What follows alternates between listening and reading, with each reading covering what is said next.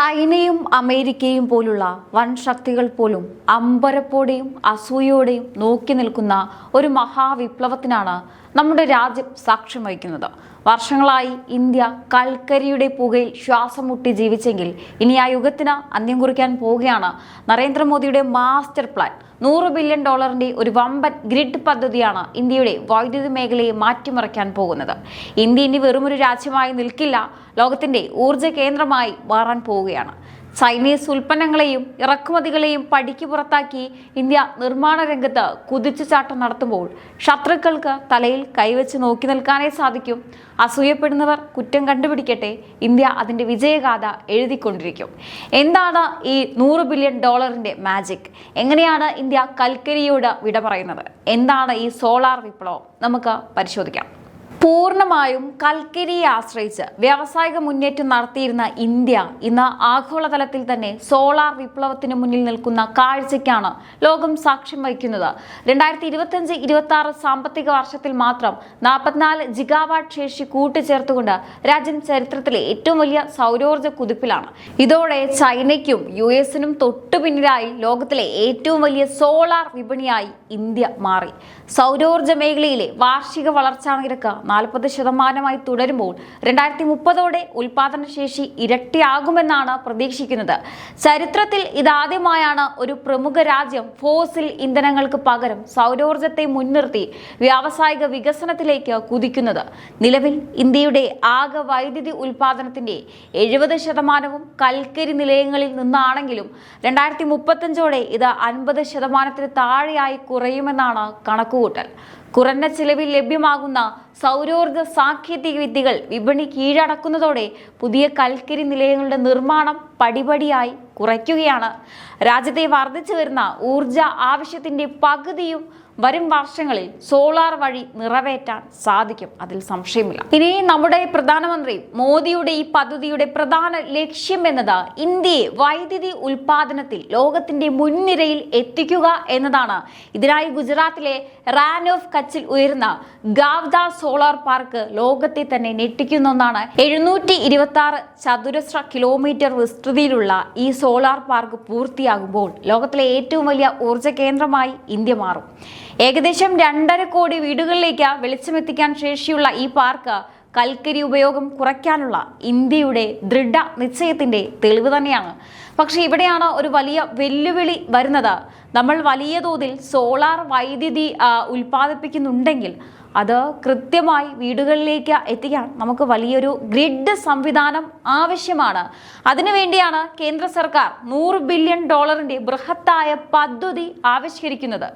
ഒരു pipe line connection പോലെ സൗരോർജ്ജം കൂടുതലുള്ള സ്ഥലങ്ങളിൽ നിന്ന് അത് ആവശ്യം വേണ്ട നഗരങ്ങളിലേക്ക് എത്തിക്കുന്ന ഒരു വലിയ ഹൈവേ നെറ്റ്വർക്കാണ് ഈ ഗ്രിഡ് എന്ന് പറയുന്നത്. രാജ്യത്തെ ഈ സ്വപ്നതുല്യമായ വളർച്ചയ്ക്ക് പിന്നിൽ അനുകൂലമായ ഭൂപ്രകൃതിയും ഉദാരമായ സർക്കാർ നയങ്ങളുമാണുള്ളത്. ഇൻഡോ പാക് അതിർത്തിക്കടുത്ത് ഗുജറാത്തിലെ റാൻ ഓഫ് കച്ചിൽ പടുത്തുയർത്തുന്ന ഈ ഒരു ഗാദ്ബ സോളാർ പാർക്ക് ഇതിന് മികച്ച ഉദാഹരണമാണ്. പൂർത്തിയാകുമ്പോൾ 30 ജിഗാവാട്ട് വൈദ്യുതി ഉൽപ്പാദിപ്പിക്കാൻ ശേഷിയുള്ള ഇത് ലോകത്തിലെ ഏറ്റവും വലിയ സോളാർ പാർക്കായി മാറും. ഏകദേശം 2.5 കോടി വീടുകളിലേക്ക് ആവശ്യമായ വൈദ്യുതി നൽകാൻ ഈ ഒറ്റ പദ്ധതിയിലൂടെ ഇന്ത്യക്ക് സാധിക്കും. വൻകിട പദ്ധതികൾക്ക് പുറമെ ഗാർഹിക ആവശ്യങ്ങൾക്കുള്ള റൂഫ് ടോപ്പ് സോളാർ പദ്ധതികൾക്കും സർക്കാർ ശക്തമായ പിന്തുണ നൽകുന്നുണ്ട്. രാജ്യത്തിനുള്ളിൽ തന്നെ ഉന്നത നിലവാരമുള്ള സോളാർ PV മൊഡ്യൂളുകൾ ഉൽപ്പാദിപ്പിക്കുന്നതിനായി കേന്ദ്ര സർക്കാർ വിഭാവനം ചെയ്ത പ്രൊഡക്ഷൻ ലിങ്ക്ഡ് ഇൻസെന്റീവ് പദ്ധതിയും ഏവർക്കും എളുപ്പത്തിൽ ഹരിത ഊർജ്ജം വാങ്ങാൻ സഹായിക്കുന്ന ഗ്രീൻ എനർജി ഓപ്പൺ ആക്സസ് നിയമങ്ങളും സോളാർ മേഖലയുടെ വേഗത വർദ്ധിപ്പിച്ചു. ഇനി ഏറ്റവും പ്രധാനപ്പെട്ട കാര്യം, നമ്മൾ ചൈനീസ് ഉൽപ്പന്നങ്ങളെ പൂർണ്ണമായും ഒഴിവാക്കുന്നു എന്നതുള്ളതാണ്. പണ്ട് സോളാർ പാനലുകൾക്കും സെല്ലുകൾക്കും ഇന്ത്യ ചൈനയായിരുന്നു അമിതമായി ആശ്രയിച്ചിരുന്നത്. എന്നാൽ മോദി സർക്കാർ മെയ്ക്ക് ഇൻ ഇന്ത്യ എന്ന ആശയം പ്രാവർത്തികമാക്കിയതോടെ സ്ഥിതികളെല്ലാം മാറി. LMM എന്ന നിയമം വഴി ഇന്ത്യയിൽ നിർമ്മിക്കുന്ന മികച്ച സോളാർ ഉപകരണങ്ങൾക്ക് മാത്രമേ സർക്കാർ സബ്സിഡി നൽകുമെന്ന് തീരുമാനിച്ചിട്ടുണ്ട്. ഇതോടെ ചൈനീസ് സാധനങ്ങൾക്ക് നമ്മുടെ വിപണിയിലെ വാതിൽ അടഞ്ഞു. ഇനി നമ്മുടെ നാട്ടിലെ കമ്പനികൾ തകർപ്പൻ വേഗതയിൽ സോളാർ സെല്ലുകളും പാനലുകളും നിർമ്മിക്കും. നമ്മുടെ പണം നമ്മുടെ നാട്ടിൽ തന്നെ കിടക്കുന്നു, നമ്മുടെ ചെറുപ്പക്കാർക്ക് ജോലി ലഭിക്കുന്നു. ഇതാണ് മോദിയുടെ ലക്ഷ്യം. നിലവിൽ സോളാർ സെല്ലുകളുടെ തദ്ദേശീയ ഉൽപാദന ശേഷി പ്രതിവർഷം 30 ജിഗാവാട്ടായി ഉയർന്നിട്ടുണ്ട്. എന്നാൽ ഈ വലിയ നേട്ടങ്ങൾക്കിടയിലും ചില സാങ്കേതിക വെല്ലുവിളികൾ ഇന്ത്യ നേരിടുന്നുണ്ട്. അതിലേറ്റവും പ്രധാനം ഉൽപ്പാദിപ്പിക്കുന്ന വൈദ്യുതി പൂർണ്ണമായും ഉപഭോക്താക്കളിൽ എത്തിക്കാനുള്ള ട്രാൻസ്മിഷൻ ഗ്രിഡുകളുടെ അഭാവമാണ്.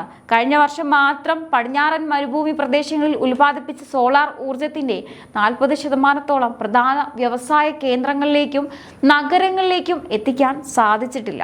ഈ ഒരു ഗ്രിഡിലെ ശേഷിക്കുറവ് മൂലം രാജസ്ഥാനിലെ ഫലൂദി, ജയ്സാൽമീർ തുടങ്ങിയ സ്ഥലങ്ങളിൽ പീക്ക് സമയങ്ങളിൽ വൻതോതിൽ ഉൽപാദന നിയന്ത്രണം ഏർപ്പെടുത്തേണ്ടി വരുന്നുണ്ട്. അതിനെല്ലാം ഇനി പരിഹാരം കാണുകയാണ്. ഇതിലൂടെ ഏകദേശം 4.3 ജിഗാവാട്ടോളം ഉൽപാദന ശേഷിയാണ് ഉപയോഗിക്കാനാകാതെ പോകുന്നത്. ഗ്രിഡിന്റെ സുരക്ഷിതത്വത്തെ ബാധിക്കാതിരിക്കാൻ അദാനി, NTPC തുടങ്ങിയ വൻകിട വികസന ഏജൻസികൾക്ക് പകൽ സമയത്തെ ഉൽപാദനം കുറയ്ക്കേണ്ടി വരുന്നത് ആ മേഖലയ്ക്ക് തിരിച്ചടിയായിരുന്നു.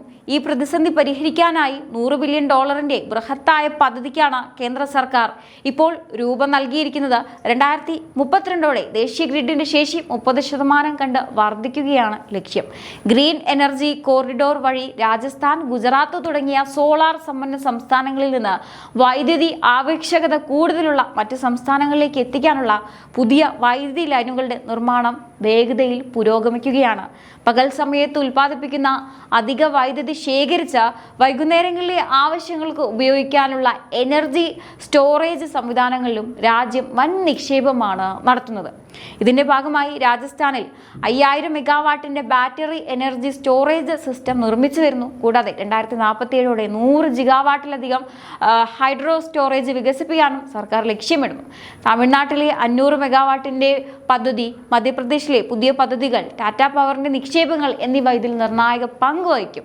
അപ്പോൾ പരമ്പരാഗത കൽക്കരി ഗ്യാസ് അധിഷ്ഠിത പ്ലാന്റുകൾ ഡിജിറ്റൽ സംവിധാനങ്ങൾ വഴി ശാസ്ത്രീയമായി ക്രമീകരിച്ച് സോളാർ ഉൽപാദനം കുറയുന്ന സമയങ്ങളിൽ അവയുടെ പ്രവർത്തനം കൂട്ടുന്ന രീതിയിലുള്ള ഗ്രിഡ് മാനേജ്മെന്റ് ആണ് ഇന്ത്യ ഇപ്പോൾ നടപ്പിലാക്കി വരുന്നത്. ഇനി നോക്കൂ, ഈ രംഗത്ത് വലിയ കേമന്മാരെന്ന് സ്വയം അഹങ്കരിച്ചിരുന്ന ചൈനയ്ക്കും അമേരിക്കയ്ക്കും എന്താണ് സംഭവിച്ചത്?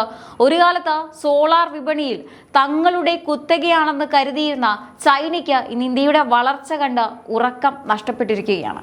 വില കുറഞ്ഞ സാധനങ്ങൾ വിറ്റ് ലോകത്തെ വിറപ്പിച്ചിരുന്ന ചൈനീസ് വിപണിയിലേക്ക് ഇന്ത്യ നോക്കുന്നതേയില്ല. മേക്ക് ഇൻ ഇന്ത്യ എന്ന ഒറ്റ മന്ത്രത്തിലൂടെ ഇന്ത്യ ചൈനയുടെ കളിപ്പാട്ടങ്ങൾ പോലെ പാനലുകളെ ഒഴിവാക്കി ലോക നിലവാരത്തിലുള്ള തദ്ദേശീയ ഉൽപാദനത്തിലേക്ക് കുതിച്ചു. ഇനി അമേരിക്കയുടെ കാര്യം പറയുകയാണെങ്കിൽ അവർക്കും വിശ്വസിക്കാനാവുന്നില്ല. വൻ സാമ്പത്തിക ശക്തികൾക്ക് പോലും ചിന്തിക്കാൻ കഴിയാത്ത വേഗത്തിലാണ് ഇന്ത്യ ഈ $100 ബില്യൺ ഗ്രിഡ് വിപ്ലവം നടപ്പിലാക്കുന്നത്. അവർ വെറും ഉപഭോക്താക്കളായി നോക്കി നിൽക്കുമ്പോൾ ഇന്ത്യ ഒരു എനർജി സൂപ്പർ പവറായി മാറുകയാണ്. വിമർശകർ എന്നും ഉണ്ടാകും, അസൂയപ്പെടുന്നവർ എപ്പോഴും കുറ്റം കണ്ടുപിടിച്ചുകൊണ്ടേയിരിക്കും. പക്ഷേ അതൊന്നും മോദി സർക്കാരിനെ ബാധിക്കുന്നതേയില്ല. ചൈനയും അമേരിക്കയും അടങ്ങുന്ന ആഗോള ശക്തികൾക്ക് മുന്നിൽ ഇത് ശക്തമായി തന്നെ മുൻപോട്ട് പോവുകയാണ്. ഇതാണ് ഇന്ത്യയുടെ കരുത്ത് എന്ന് മോദി സർക്കാർ തെളിയിച്ചു കഴിഞ്ഞു. ശത്രുക്കൾക്ക് അമ്പരപ്പ്, അസൂയപ്പെടുന്നവർക്ക് ഞെട്ടൽ. ഇതാണ് ഇന്നത്തെ ഇന്ത്യയുടെ അവസ്ഥ.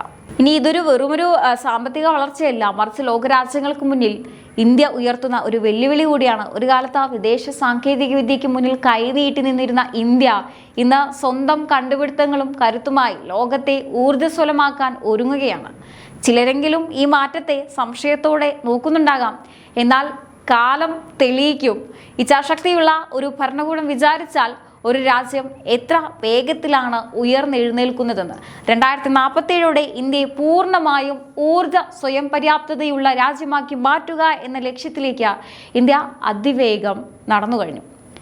ഇനി വരാനിരിക്കുന്നത് ഇന്ത്യയുടെ ദശകമാണ്, ഇന്ത്യയുടെ ഊർജമാണ്. എന്തായാലും ഇന്ത്യയുടെ ഈ ഒരു മാറ്റത്തെ അല്ലെങ്കിൽ മോദിയുടെ ഈ ഒരു ദീർഘവീക്ഷണത്തെ നിങ്ങൾ എങ്ങനെയാണ് നോക്കിക്കാണുന്നത്? തീർച്ചയായിട്ടും നിങ്ങളുടെ അഭിപ്രായങ്ങൾ താഴെ കമന്റ് ബോക്സിൽ രേഖപ്പെടുത്തുക. മറ്റൊരു വിഷയമായി വീണ്ടും കാണാം. നന്ദി.